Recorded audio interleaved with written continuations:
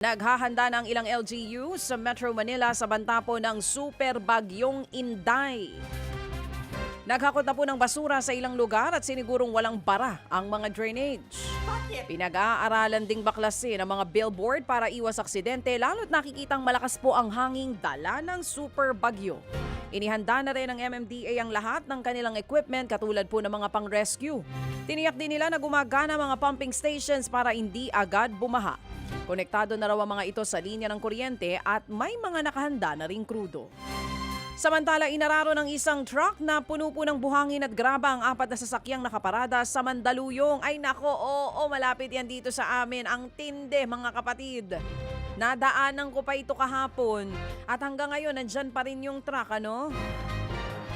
Sa investigasyon nga po, magde-deliver sa construction site ang truck at bumaba ang driver. Bigla pong umandar ang truck at doon na nga inararo ang nakaparadang sasakyan. Posible umanong hindi naka-handbrake hindi na handbrake ng driver ang truck. Halos 50 metro rin ang itinakbo ng sasakyan bago ito huminto.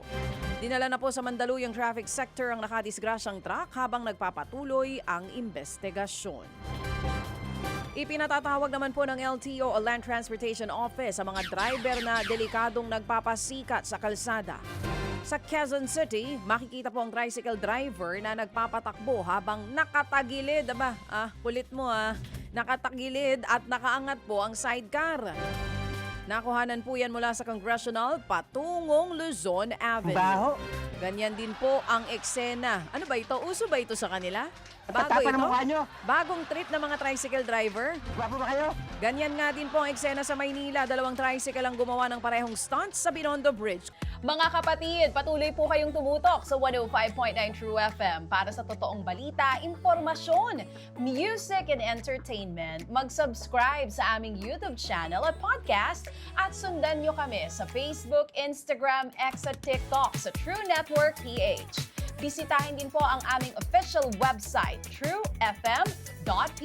At panoorin din kami sa True TV Signal, Channel 19. Kami po ang 105.9 True FM.